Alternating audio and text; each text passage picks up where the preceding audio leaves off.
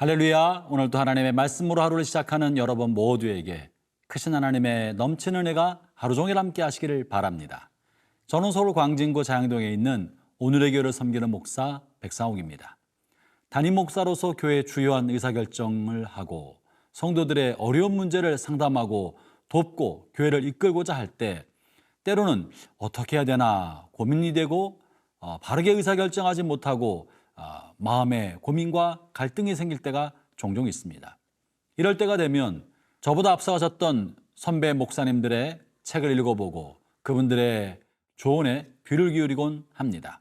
오늘 본문에는 앞서간 선배 목회자인 사도 바울이 아직 어린 후배 목회자인 디모데에게 주는 목회 지침과 또 목회 관련된 조언이 오늘 본문에 실려 있습니다. 이 말씀은 다만 목회자뿐 아니라 오늘을 살아가는 우리가 귀담아 들어야 할 말씀인 줄 압니다. 오늘 던져주는 사도 바울의 좋은 지침, 삶의 교훈은 무엇일까요? 오늘 하나님의 말씀은 디모데전서 5장 1절부터 16절의 말씀입니다. 디모데전서 5장 1절에서 16절 말씀입니다.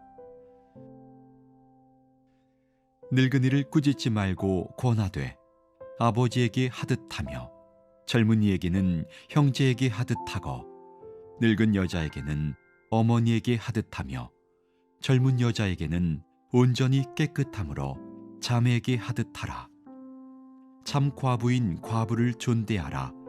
만일 어떤 과부에게 자녀나 손자들이 있거든 그들로 먼저 자기 집에서 효를 행하여 부모에게 보답하기를 배우게 하라. 이것이 하나님 앞에 받으실 만한 것이니라. 참 과부로서 외로운 자는 하나님께 소망을 두어 주야로 항상 간구와 기도를 하거니와 향락을 좋아하는 자는 살았으나 죽었느니라. 네가 또한 이것을 명하여 그들로 책망받을 것이 없게 하라. 누구든지 자기 친족, 특히 자기 가족을 돌보지 아니하면 믿음을 배반한 자요 불신자보다 더 악한 자니라. 과부로 명부에 올릴 자는 나이가 60이 덜 되지 아니하고 한 남편의 아내였던 자로서 선한 행실의 증거가 있어 혹은 자녀를 양육하며 혹은 나그네를 대접하며 혹은 성도들의 발을 씻으며 혹은 환난당한 자들을 구제하며 혹은 모든 선한 일을 행한 자라야 할 것이요 젊은 과부는 올리지 말지니 이는 정욕으로 그리스도를 배반할 때에 시집가고자 함이니 처음 믿음을 저버렸으므로 정죄를 받느니라. 또 그들은 게으름을 익혀 집집으로 돌아다니고 게으를 뿐 아니라 쓸데없는 말을 하며 일을 만들며 마땅히 아니할 말을 하나니 그러므로 젊은이는 시집가서 아이를 낳고 집을 다스리고 대적에게 비방할 기회를 조금도 주지 말기를 원하노라. 이미 사탄에게 돌아간 자들도 있도다. 만일 믿는 여자에게 과부 친척이 있거든 자기가 도와주고 교회가 짐지지 않게 하라. 이는 참 과부를 도와주게 하려 함이라. 젊은 교육자인 디모데에게 교회 공동체 안에 있는 다양한 사람들 중에서 특별히 연배가 많은 사람이나 젊은 사람이나 여러 각양각색의 성도를 대할 때 어떤 자세로 대해야 되는지를 오늘 본문에서 말씀해 주고 있는데요. 1절 말씀을 제가 읽어보겠습니다. 늙은이를 꾸짖지 말고 권하되 아버지에게 하듯하며 젊은이에게는 형제에게 하듯하고. 종종 어떤 경우에 보면 목회자라고 해서 교회 나이 많은 성도들을 향하여 반말을 하는 경우를 가끔씩 보게 됩니다. 사실은 매우 볼썽사나운 일입니다. 좋은 리더, 성경적 리더고 하나님 보시기에 합당한 리더는 사람들을 대할 때 군림하는 자세나 주장하는 자세나 권위적인 자세를 취하지 아니하고 섬기는 자세를 취하는 것이 타당합니다. 우리는 하나님 앞에 섬기는 자로 부름받은 사람인 것입니다. 아울러 교회 공동체는 사회 회사와 같은 조직체가 아니라 그리스도의 몸이요 가족이며 유기체인 것입니다. 그렇다면 성도들을 대할 때 나이 많은 분들을 대할 때는 형님처럼 아버지처럼 대하는 것이 타당하고, 나이 어리거나 젊은 사람을 대할 때는 오늘 본문에서 말하고 있는 것처럼 동생처럼, 형제처럼 대하는 것이 옳다고 말하고 있는 것입니다.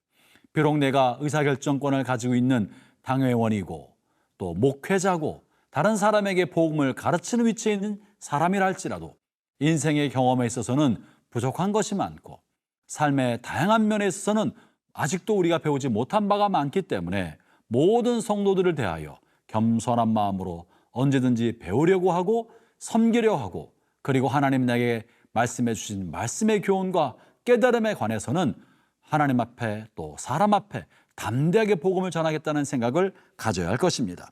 그렇기 때문에 교회 공동체는 서로를 향한 존경과 존중의 여김, 사랑과 섬김, 배려가 강물처럼 흐르는 공동체가 되어야 합니다. 아울러 본문에서 교회 공동체 안에 또 가족들이 있는 경우에 그 가족을 우선적으로 돌봐야 한다는 이야기를 해주고 있습니다. 7절과 8절을 읽어보겠습니다. 네가 또한 이것을 명하여 그들로 책망받을 것이 없게 하라. 누구든지 자기 친족, 특히 자기 가족을 돌보지 아니하면 믿음을 배반한 자요 불신자보다 더 악한 자니라. 본문의 말씀을 통해 우리가 생각해 볼 때 목회자들이 종종 성도들이 교회에 너무 많이 봉사하고 너무 교회 오랫동안 생활할 때 이것을 긍정적으로 칭찬만 해서는 적절하지 않을 수도 있는 것입니다. 목회자들이 성도들을 돌볼 때 먼저는 성도들이 1차적으로 돌봐야 할 대상은 교회 공동체가 아니라 가정이라는 사실을 알려주어야 합니다. 우리가 책임지고 봉사해야 할 대상의 1차적 책임자들은 남편이요, 아내요, 우리의 자녀들이고 부모인 것입니다. 이들에 관한 돌봄과 섬김의 책무를 다하지 아니하고 교회 공동체에 와서 다른 봉사로 너무나 많은 시간을 들인다면 이것이야말로 정말 중요한 일은 놓쳐버리고 다른 일에 마음을 빼앗긴 것과 다를 바가 없지 않겠습니까? 우선적으로 1차적 책임 공동체인 가정에 대하여 충실하게 하고, 그리고 동시에 또한 하나님께서 우리에게 맡겨주신 2차적인 가정인 영적 가족 공동체인 교회 공동체 또 돌봄과 섬김을 하도록 해야 할 것입니다. 오늘 본문에서 말씀하고 있는 것이 바로 이렇게 가정을 돌보지 않은 사람을 불신자보다 악하다고 말하고 있는 것입니다. 사랑하는 형제자매 여러분, 남편은 아내를 많이 사랑하기를 바랍니다. 아내는 남편을 공경하고 또 남편을 잘 섬기기를 바랍니다. 부모는 자녀를 사랑하고 자녀를 잘 돌봐주길 바랍니다. 자녀는 또한 부모를 향한 효를 다하면서 잘 공경하기를 바랍니다. 이것이 하나님께서 우리에게 맡긴 1차적인 의무요, 1차적인 명령이라는 사실을 잊지 마십시오.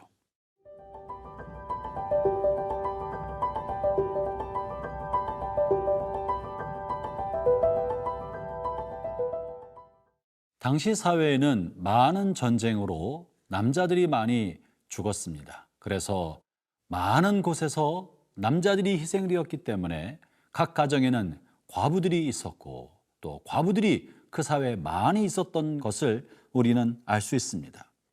당시 사회에서 여자는 사회에 적극적으로 사회 직업 활동에 참여하기가 어려웠기 때문에 과부로 남는 사람들은 아주 극빈한 생활고에 시달릴 수밖에 없었던 것입니다.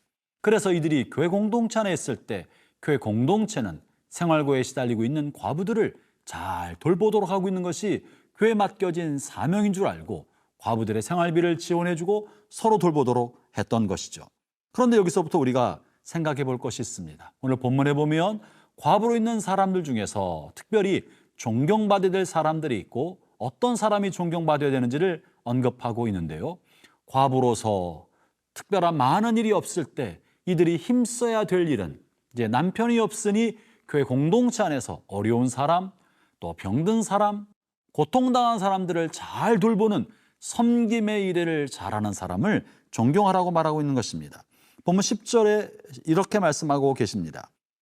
선한 행실의 증거가 있어 혹은 자녀를 양육하며 혹은 나그네를 대접하며 혹은 성도들의 발을 씻기며 혹은 환난당한 자들을 구제하며 혹은 모든 선한 일을 행한 자라야 할 것이요.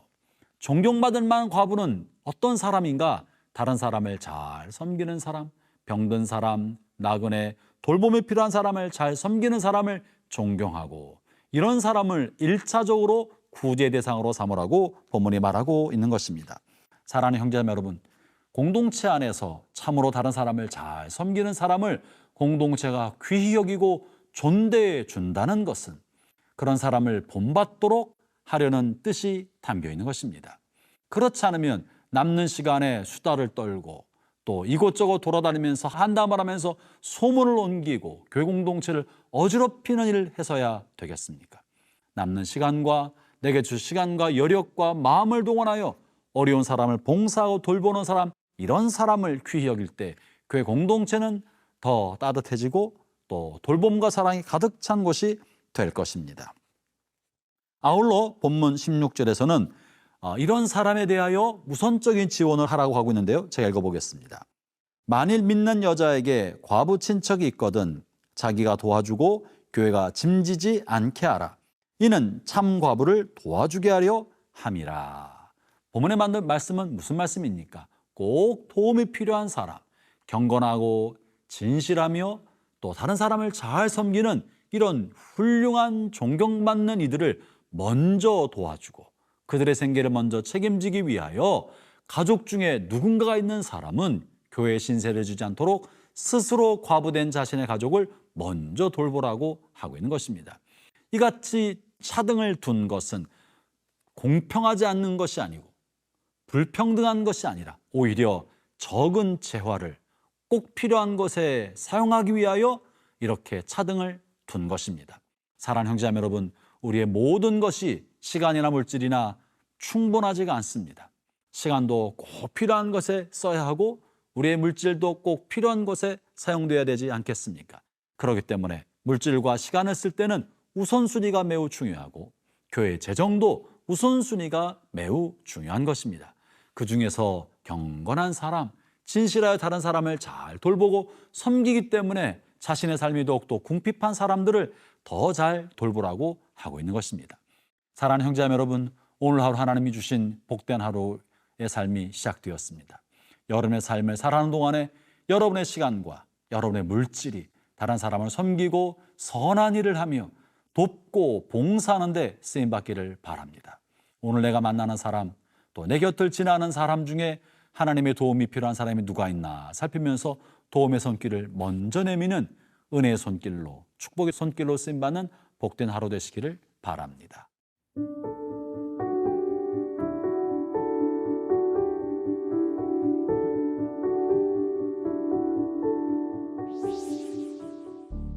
하나님 아버지 감사합니다.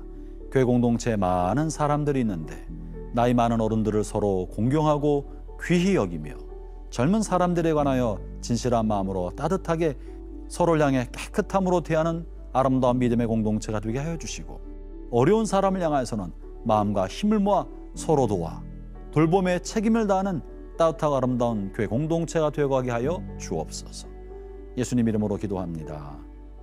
아멘.